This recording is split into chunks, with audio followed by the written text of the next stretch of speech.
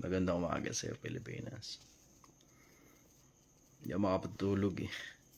Hindi ako makatulog. So, live muna tayo ng kapiraso. Mapagsilbihan ko muna kayo sandali. Para bago ako matulog. Makamusta ko naman kayo? Kamusta ka, Pilipinas? Nagsisipag ka na ba? Medyo masama yung pakaramdam ko. Siguro yun yung dahilan bakit hindi ako masyado makatulog. Hindi ako dinadalaw ng antok eh. Kamusta ka, Pilipinas? Good morning sa'yo, Kian. Maya ka na matulog. Sige, live muna tayo ng kapiraso. Kahit saglit lang. Makapagkamustahan muna tayo. Makapagkwentuhan tayo ng kapiraso. Sige. Banata na agad natin yung mga tanong ninyo.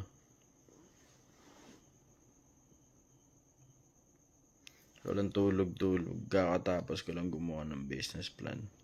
Alam mo, be practical. Be practical. Importante pahinga. Importante ang tulog. As much as gusto natin yung ideology na hindi kailangan matulog, bla bla, babawasan mo tulog mo. Pagka nagkasakit ka, tangina lahat ng pinaghirapan mo, tapos. Simple ang konsepto. Be practical. In everything you do, be practical. Maging practical ka. Yung, alam mo yung konsepto na, okay, sige, trabaho ng trabaho, habang malakas ka. Pero pagka may sakit ka, matuto ka magpahinga. Learn to slow down a little bit. Importante ang momentum, pero mas importante yung katawan mo. Importante yung may pahinga ka, nakatulog ka ng maayos. Yun ang importante kasi we can always work anytime. Kaya nating magtrabaho kahit kailan. Pero hindi sa lahat ng pagkakataon malakas tayo at matuto tayo magpahinga pag pakaramdam natin medyo mahina na katawan.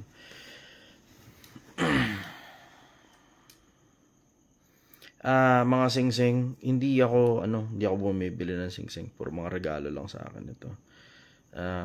It is for a specific purpose. Itong isa, ito sa Eagles ito. Iniregalo sa akin ng Eagles. Ito namang isa, yung nasa gitna. Yung mga bungo. It reminds me of my mortality. Memento mori. One way or the other, we must die. Isang araw, magiging mga bungo na lang tayong magkakamuka. Tapos ito namang isa, nasa pinakaharap, biker ring. I believe dun sa saying ng mga bikers na love, loyalty, and respect. Pinaka-importante sa akin, love, loyalty, and respect.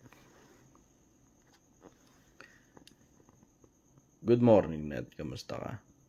Idol, naniniwala ka ba na ang tak nag-cheat? Anong tak? Nag-cheat sa'yo. Makakarma siya. Gusto ko talaga makarma siya. Hindi siya matatagpuan sa buhay.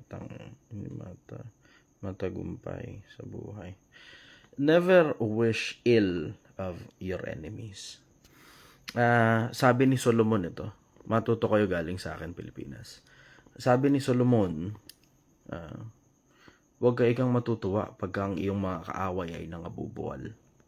Hindi nakakatuwa yun. Hindi nakakatuwa na yung mga kaaway mo nabubuwal. Hindi ka dapat matuwa pagka yung mga kaaway mo nabubuwal.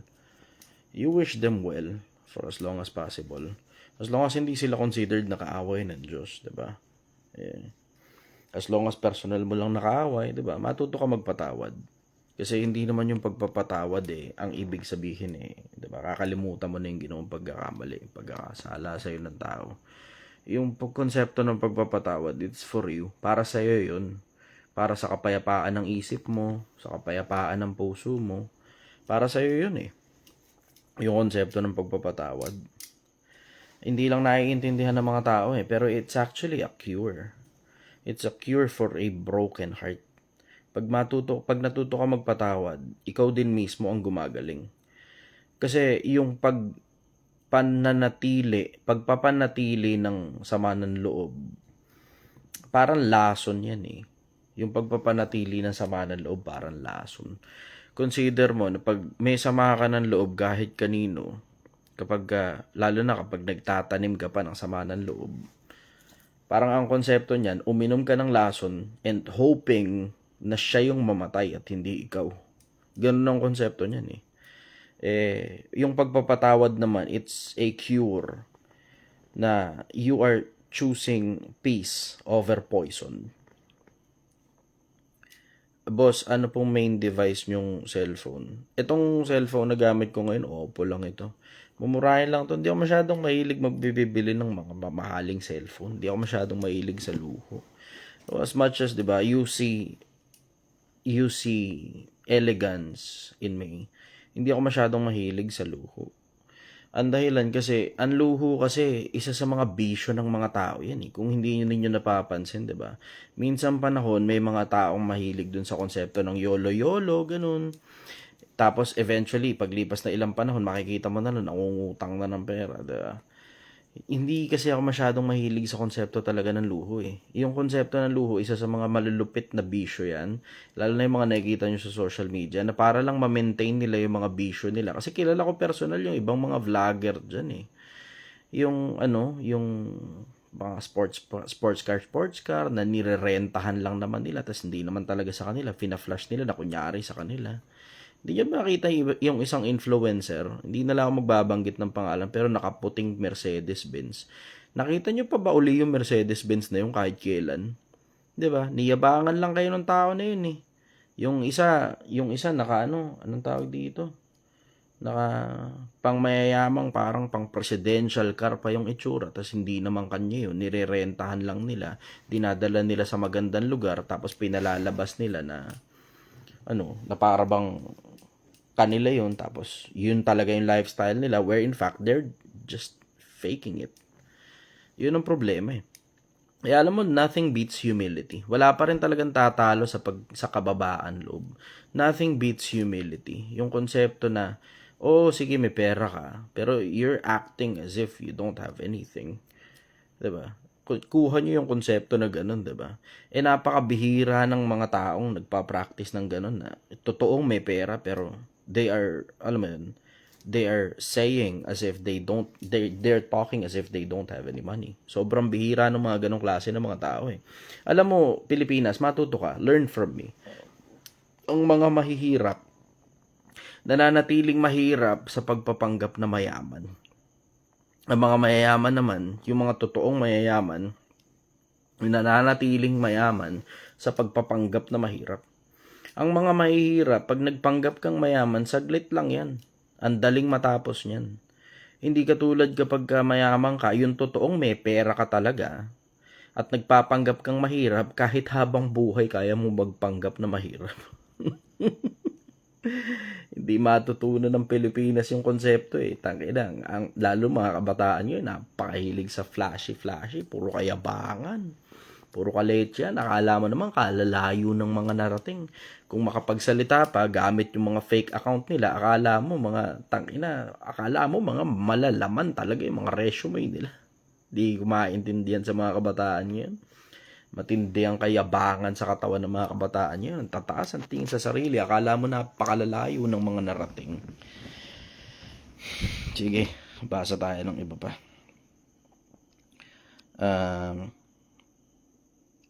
Doon tayo sa mga tanong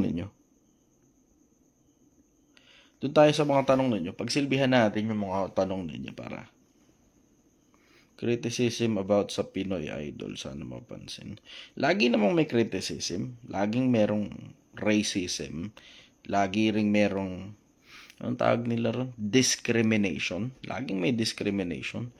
Pero alam mo, isa sa mga pinakamalalaking bagay na natutunan ko bilang Pilipino na minsang panahong nag-handle ng iba-ibang mga lahi sa mga pinanggalingan kong mga hanap buhay, kapag mataba ang utak mo, if you are intelligent enough, if you're smart enough, walang magtsatsagang mag-discriminate sa'yo. Walang magtsatsaga. Hindi ka nila kayang i-discriminate pag mataba ang utak mo, pag matalinong tao ka. Kamusta kayo dyan sa Qatar? Mag-iingat kayo sa ibang bansa. Kasi ang mga kalaban nyo dyan, hindi naman mga taga dyan eh. Ang mga kalaban nyo dyan, mga nandito sa Pilipinas. Yung mga, ang tawag nila mga Mustang. Yung mga nangangamusta para mangutang. Kamusta kayo dyan sa ibang bansa? Matuto kayo mag-ipon. Sa mga nasa ibang bansa, wag kayo magsipagpanggap na mga milyonaryo na pinamumudmud nyo yung mga salapi ninyo na para bang hindi na mauubos ang buhay ninyo. Consider na wala dyan ang buhay sa abroad at hindi kayo mananatili dyan sa mahabang panahon. Maswerte ka na kung 50 anyos ka, nakakapag-abroad ka pa kasi ang karamihan, 40 pa lang, nagkakasakit na tapos bumabagsak na sa medical. Maraming mga bumabagsak sa medical ng 40 pa lang. So you make sure pag nasa ibang bansa ka, mag-ipon ka ng husto. As in, ang dahilan kung bakit ka nag-abroad para mag-ipon. Angelo Coronel. Brother Chai, ano bisyo mo na tinira mo para sa sarili mo? If I follow you religiously, I admire what you say and do. Tungkol sa mga bisyo ko, isa sa mga bisyo ko, nakikita nyo naman, di ba, yung paninigarilyo hanggang ngayon. Pero, I am maintaining that not for the sake na, alam mo, pinapakita ko sa inyo, hindi para gayahin ninyo. Pinapakita ko sa inyo yun para aware kayo na ako ordinaryong taong bayan lang din naman, parang katulad lang din ninyo, diba? Na maintindihan ninyo na ako rin naman may sarili kong mga kabulukan. Pero the difference between me and Bugoy na Kuy-Kuy is ako umaamin sa mga pagkakamalit mga kabulukan ko. Si Bugoy hindi. Hindi na nga umaamin, pinaninindigan pa. Even worse, itinuturo pa sa mga tao na para bang kailangan mo siyang gayahin. Yun nga ang dahilan kung bakit hinahamon ko siya ng debate. And it is not something personal. Kasi wala namang atraso sa akin si Bugoy na personal eh. Walang atraso sa akin si Bugoy na personal. Hindi ko siya kilala personal, hindi rin niya ako kilala personal. Kung iniisip ng iba na parang stunt lang to, na parang katulad ng ginagawa ng mga iba, to scripted pala. Hindi ito stunt. Hindi ito stunt. You know me. Kilala ninyo ako. Ang social media para sa akin, laruan ko lang ito eh. Charity sa akin ang social media. Eh kaysa, alam mo yun, bumili ako ng mga fancy sports car na iayabang ko sa internet, na mga Rolex, patik-patik, na mga mamahaling relo. Eh di ba, gastusin ko na lang yung pera ko sa uusad ng buhay ng kapwa-tao ko. At least, alam ko pa kahit pa paano na marami akong natulungan. Tapos pagdating ko ngayon sa kabilang buhay, maraming sasaksi sa akin. Hindi naman ako masyadong masamang tao. Kasi nga legit nga talaga na masamang tao talaga ako. Let's just put it that way.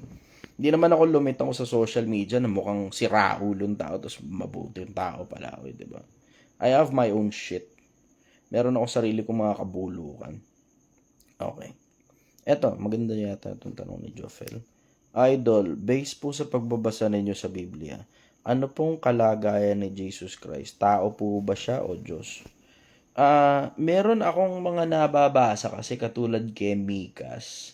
Si Mikas, isa sa mga, hindi naman, alam mo yun, major prophet sa Biblia. Hindi siya parang isa sa mga pinakamalalaking propeta sa Biblia.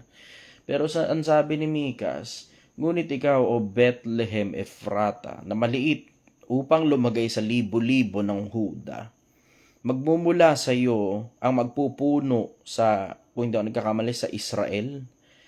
Ang kanyang pinagmulan ay buhat sa walang hanggan. Yun ang nakasulat sa Biblia. Buhat sa walang hanggan yung pinagsimulan nung magpupuno sa Israel. Isa pa, yung bandang dulo ng, kung hindi ako nagkakamali, unang Juan, na naparito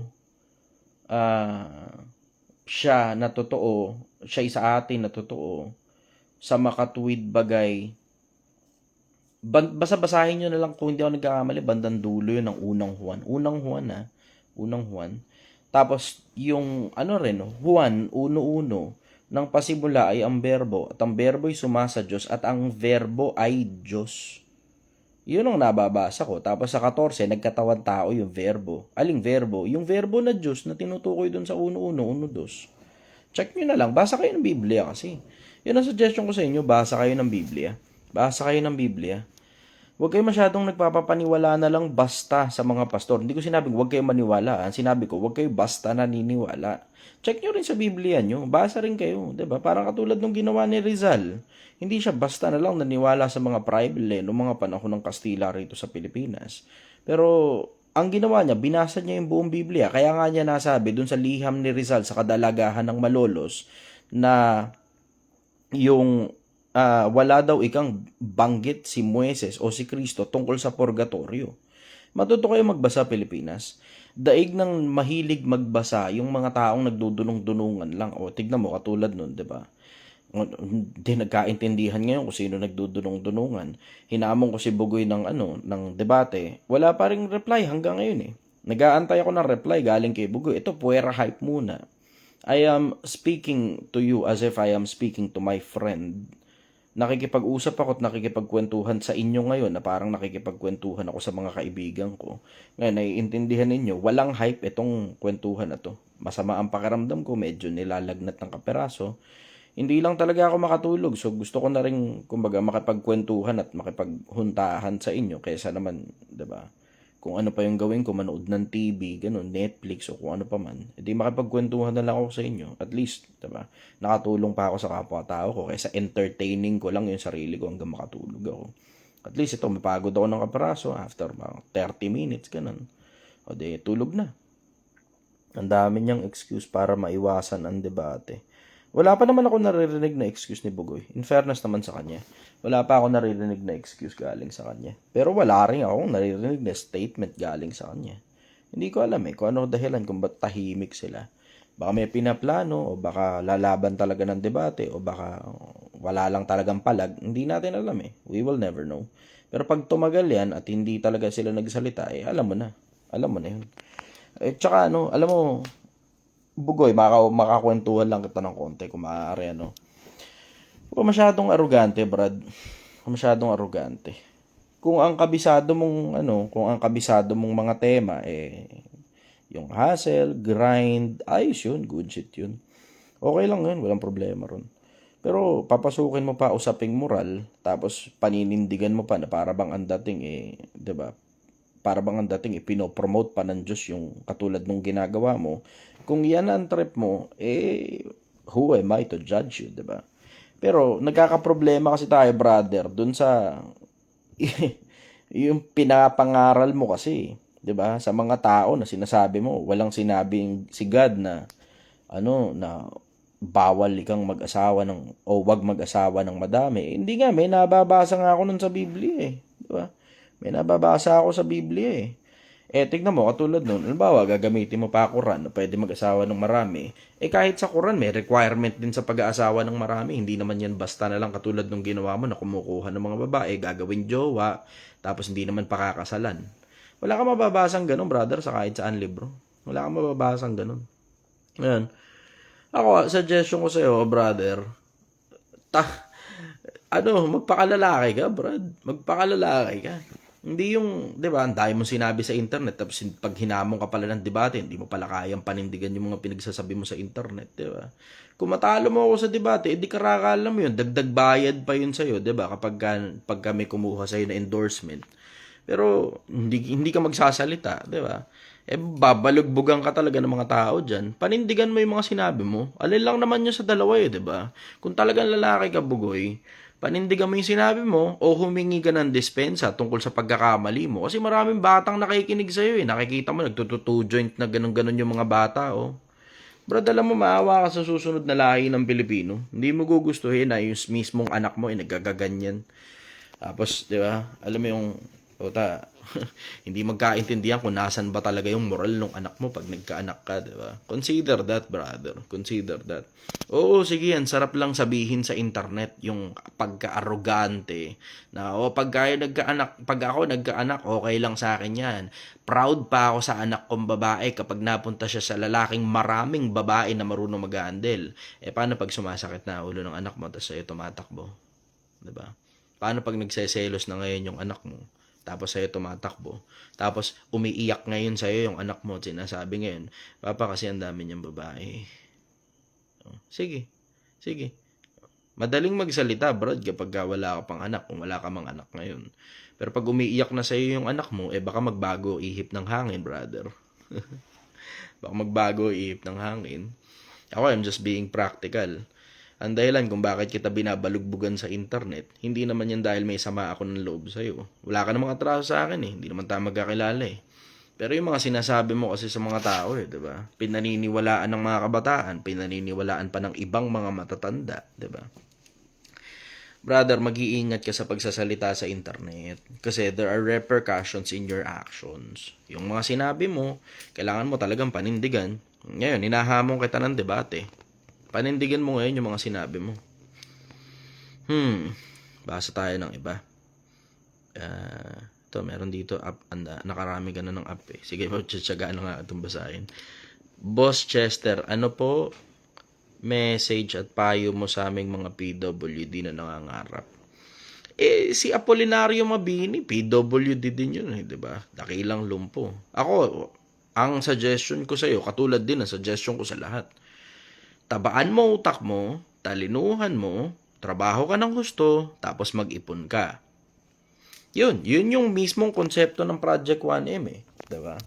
Tatabaan mo yung utak mo, tatalinuhan mo, tapos magtatrabaho ka ng gusto, tapos mag-iipon ka hanggang makarating ka sa 1,000,000 piso. Ako ang suggestion ko sa iyo, brother, talinuhan mo. Kasi, you may not have an advantage physically dahil nga PWD ka, pero lahat tayo pantay-pantay pagdating sa level of intellect sa taba ng utak. Pwede mong trabahuhin yan. Ngayon, pwede mo sabihin, paano naman ikaw mga Mongoloid? Hindi yun ang tinutukoy ko. Ang tinutukoy ko, tayong mga ordinaryong taong bayan na hindi naman Mongoloid, na wala naman diferensya ang pag-iisip, pwede mong talinuhan, tabaan ang utak mo, sipagan mo sa pag-aaral. At the end of the day, walang mang-aagrabyado sa isang matalinong PWD. Yan ang sagot ko sa'yo. Kian, dito kay Kian. Idol, ano masasabi mo sa sinabi ni Dr. Jose Rizal na hindi sapat ang edukasyon para makita ang rosas? Hindi ko maalala ang sinabi ni Rizal yun. I think that's true. Ang dahilan kasi, okay, education is one thing, pero execution is another thing. Diba? Okay, edukado ka nga, pero di ka naman kumikilos. So, syempre, alam mo na, for obvious reason, hindi pa rin magiging epektibo sa'yo yun. Parang katulad nung sinasabi ng mga iba na tatawa na nga ako sa ibang konsepto eh. Yung sinasabi nila na para bang anong tawag dito? Law of attraction daw. Law of attraction. Okay, law of attraction ka, di ka naman kumikilos. Ano palagay mo? Bibigay sa iyo ng Diyos yung kung ano man yung iniisip mo. Bibigay sa iyo ng universe yung kung ano man yung iniisip mo. Wala tayong problema sa law of attraction, pero trumabaho ka, bro. Nasa Diyos ang awa, nasa tao ang gawa. Bukod sa Bible, ano pwedeng basahin para tumalino? Kung anong trip mong libro. Hanap ka ng mga topic na talagang interesado ka talaga para hindi ka maboring. Tapos, yung mga topics na yon na talagang totoong interesado ka talaga na hindi ka maboboring, humanap ka ngayon ng libro na merong kinalaman tungkol dun. Ayun, tignan mo. Magtsatsaga ka na nga magbasa, hindi ka pa maboboringan. Ganun lang ginagawa ko eh. Sa Pilipinas, talinuhan mo, practical lang. Sa Shopee, tsaka sa Lazada, magkano lang eh, Shopee at tsaka Lazada, ang mga libro, 200, 300 pesos. Mahal na nga kapag katumutong ng 400 pesos eh. Mura lang ang mga libro. So magtiyaga ka magbasa, talinuhan mo, tabaan mo utak mo, lupitan mo, tindihan mo. At the end of the day, kapag ka matalino ka at mataba ang utak mo, nakita nyo naman, diba? O si Bugoy nga, hindi ko alam kung bakit wala pa rin reply sa akin hanggang ngayon, diba? Tinatag ko naman siya, tinatag ko rin Two Joints. Tapos nagko-comment pa ako sa Two Joints, inaasar ko na nga diba? Inaasar ko na. Ayokong mamersonal, pero minsan kailangan talaga parang alam mo yun, para lang just to call people's attention. Hindi yun parang pamimersonal dahil may personal na samaan ng loob, hindi ganun. Pero I want to call the attention of Bugoy na Koy dun sa mga bagay na pinagsasabi mo. I dare you, panindigan mo yan. Katulad nung sinasabi mo, walang sinabi si God na wag magparami ng asawa. May nababasa nga ako, brother eh. May nababasa ako eh. Kung nagkamali ka, aminin mo na lang na nagkamali ka, diba? Ganun lang naman kasimple yun eh. Kung nagkamali ka, aminin mo nagkamali ka, hingin dispensa, and then move forward. Hindi naman nakakasira ng pagkalalaki yun eh, diba? Idol, ikaw ang Tate ng Pinas. Hindi nga ako fan ni Andrew Tate eh. May mga bagay na sige, magaganda talaga magsalita si Andrew Tate. Pero tignan mo, nagbago statement niyan pagkatapos niyang makulong eh, diba? Pagkatapos niyang makulong, nung una, sabi niya, yung educational system yung eskwelahan ginawa yan para maging anong tawag dito? Para maging slave daw para magkaroon daw slave mentality, diba? Narinig nyo naman yun, diba? Tapos, paglipas ng ilang panahon, nung pagkatapos niya makulong, meron siya nakitang bata nasa labas. Tapos tanong niya, why are you not in school? Tapos sabi, kabanat-banat, dapat nasa eskwelahan ka, bla bla bla. Kasi matututo ka ron ng disiplina. O akala ko ba nung una, galit ka sa educational system. Tapos paglipas sa ilang panahon, hindi ka na pala galit. Matututo rin pala sa eskwelahan. Diba? Naintindihan din niya repercussion ng actions niya.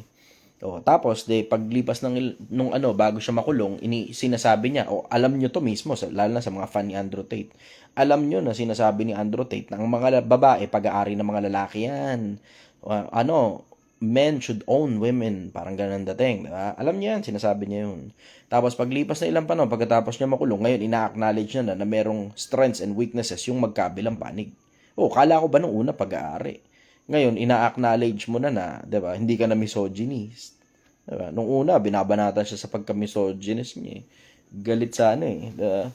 Tapos paglipas ng ilang panahon, ayun, nagbago pananaw niya. Paano nga naman? Siyempre, yun ang nagagawa ng kulungan. Mahihimas-masang ka talaga sa mga kalokohan mo. Ganun lang naman siguro talaga buhay. Ato, basahin natin tong mga nandito.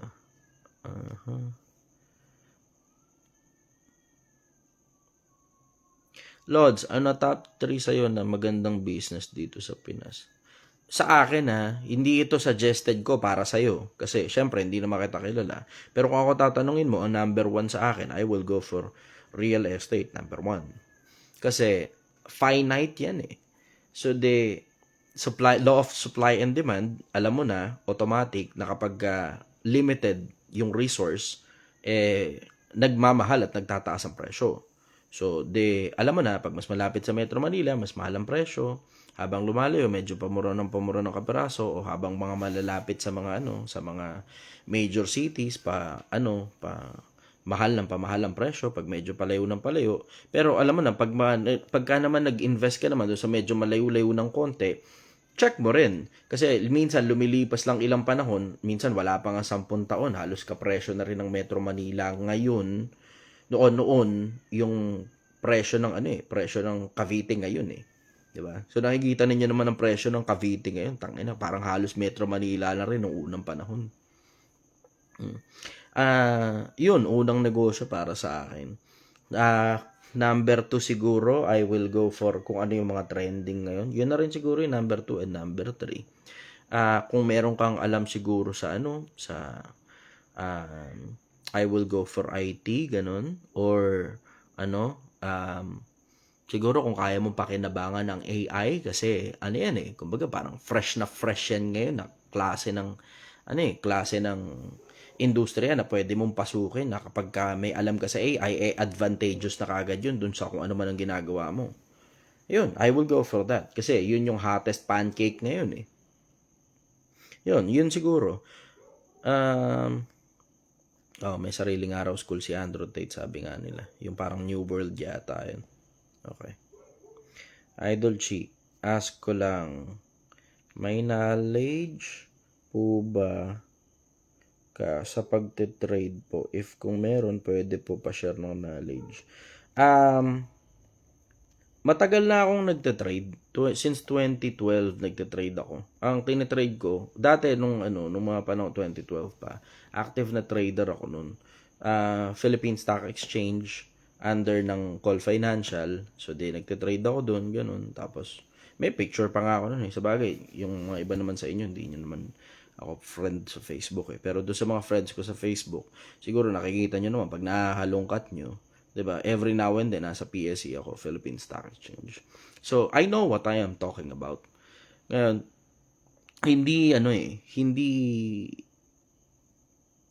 hindi na ako masyadong sobrang active. Pag meron lang talagang sobrang gandang trade, ganun, too good to pass on. Yun ang mga binabanatan ko. Nag-forex din ako sa hanggang ngayon nasa forex pa rin ako, hanggang ngayon nasa stocks pa rin ako. Pero paminsan-minsan na lang ako nagte-trade. Kasi okay naman na ako eh. Wala naman na akong hinahabol sa buhay. I'm good. Wala na akong hinahabol sa buhay. Kumbaga, technically, if you put technicalities, diba, retired na ako eh. At ang definition ko kasi ng retirement, kapag hindi mo na kailangan gawin yung mga bagay na hindi mo gustong gawin, ayun, retirement na yun para sa akin. Pero hindi ko kasi gusto yung, nasubukan ko na kasi yung konsepto na parang nasa beach ka, ganun, tapos umiinom ng pineapple juice, tapos may payong. Ang corny, tag-inang yan. Okay lang yun. After some time, magsasawa ka rin sa ganong konsepto eh. Masusuya ka na, walang ginagawa, tas nakatanghod ka lang. Masusuya ka rin kapag wala kang ginagawa. Tas eventually, marirealize mo rin sa sarili mo, maghahanap ka rin ng alam mo yung konsepto na maghahanap ka rin sa sarili mo ng sense of purpose. When money is just coming along, na dumarating na lang sa'yo, tuloy-tuloy, paglipas na ilang panahon, magsasawa ka na rin eh. Hindi siya, I will say, how should I say it? Na hindi magiging arrogante sa pandinig ninyo. Ito, maganda. Tama sabi ni Andrew Tate. Sabi ni Andrew Tate, naalala ko, meron ako napakinggan sa kanya ng isang konsepto na gano'n. Na when you have enough money, when you have too much money, it's as if para bang ang konsepto halos wala ka nang mabili, ganun. Pero hindi naman ako ganun. Hindi naman ako ganun. Pero yung sa akin, nililimitahan ko, ako personal yung naglilimita sa sarili ko eh. Ako personal yung naglilimita sa sarili ko dun sa konsepto na mahirap kasing ma-addict ka sa kakabili ng bili. Mahirap ka-addikan yung bili ng bili. Yun ang isa sa mga problema ng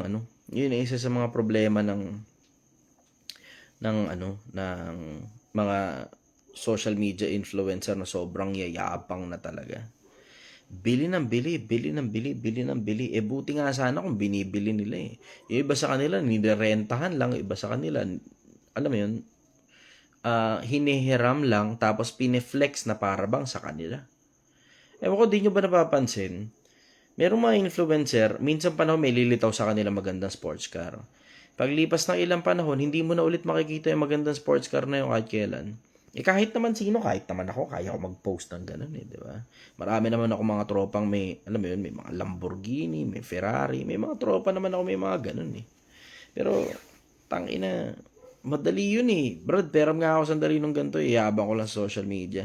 Huwag ka magagalit ha. Lang to, social media lang to ha. Hype lang ha. Pero muna ako sandali yung sasakyan mo. Ganun. Pwede naman yun eh. Kahit sino kayang gumawa ng ganun eh. Kahit sino pwedeng manghiram ng kotse sa tropa niyang may pera na makikisakay lang siya, makikiupo-upo lang dun sa loob, makikibrum-brum lang, ganun. Paaandarin kunyari kanya. Tapos hindi mo naman nakita ORCR. Sa akin, simple lang ang konsepto. Nothing beats humility. Wala pa ring tatalo sa kababaang loob. So yun ngayon ang ginagawa ko. I am trying to practice humility in almost all the things that I do. Yung naririnig nyo sa akin na pagsasalita ng kayabangan sa social media, puta, alam niya naman na yun eh. Diba? Sa mga matatagal lang nakasubaybay sa akin, kinukuha ko lang attention ninyo. Tapos ngayon, tatanong mo sa akin, ano gagawin mo sa attention, Chester? Ang ginagawa ko, nagpaparami ako ng mga tao na matutulungan, nasasakti sa akin sa kabilang buhay na hindi naman ako masyadong masamang tao. Kasi nga masamang tao nga ako. Yun ang ginagawa ko. Kaya pansin nyo, hindi ako kumikita sa social media. Kita nyo naman siguro, diba? Nakita nyo siguro yung anong tawag dito? Yung monetization ko sa Facebook. Yung sa YouTube, tangina, pagka tinignan nyo, kung magkano lang yung kinita ng YouTube, mamamangha kayo kung paano napakatagal ko na, tas halos wala namang kapera-pera. Halos walang kapera-pera. Tanginang yan. Hindi ko naman sinasabing walang kinikita ang YouTuber. Pero ang sinasabi ko, yung sa akin, personal, wala talagang kapera-pera. $100 lang mahigit yung nandun eh. Hanggang ngayon, $100 pa rin mahigit yung nandun eh. Wala. Ganun talaga ang buhay. Pero I'm not looking into purely monetizing my content. Alam ko, eventually may pera din dito. May kikitain din dito. Pero hindi para pagkakitaan ko social media kasi ang gusto ko nga makatulong sa kapwa-tao. Hindi katulad nito ni Lloyd, oh. May diferensya si Lloyd. Oh, Lloyd, tulog ka na. Kung ayaw mo sa akin, di scroll na lang. Scroll na lang. Di yung, 'di ba? Yung nakikinood ka na nga lang sa live, 'di ba? May baliw daw. Ako ba baliw? Talaga ba? Sigurado ka ba? Papalag ka ba ng debate? Iakit kita ngayon. Sige, pagtsatsagaan kita. Magkaintindihan tayo ngayon, Lloyd. Ano pinaka-favorite na verse mo sa Bible? Ngayon, dati pag tinatanong ako ng ganyan, hindi ako masyadong makasagot ng diretso kasi sobrang dami talaga ng mga talatang pinagbabasa ko eh. Pero, syempre, di ba, paglipas ng ilang panahon, paulit-ulit tinatanong sa akin, sige, mamimili na ako na isa ron sa mga yun. Kawikaan 4:7. Karunungan ay pinakapangulong bagay. Oo, sa lahat ng piliin mo unawa. Pag mataba utak mo, you can convert that into money. You can convert that into power. You can also convert that into fame. Pag mataba utak mo. Sakto, buti hindi kami tumuloy kanina. Oo nga eh. Ang aga kasing naubos. Ang aga naubos. Parang 2.5 oras lang yata o 1.5 oras sold out na kagad kami. Ayun, tinablad din ako ng antok sa wakas. Sige na. Nagpapahinga na muna ako. Pilipinas. Huwag mo kakalimutan. Isa sa mga pinakamagandang trait ng pagiging tao yung kababaan loob. Nasa mababa ang karunungan. Pero lahat ng nagmamataas, ibinababa. Ang nagpapakababa, itinataas. Maraming salamat sa oras mo, Pilipinas. Magandang umaga sa'yo. Mahal na mahal kita.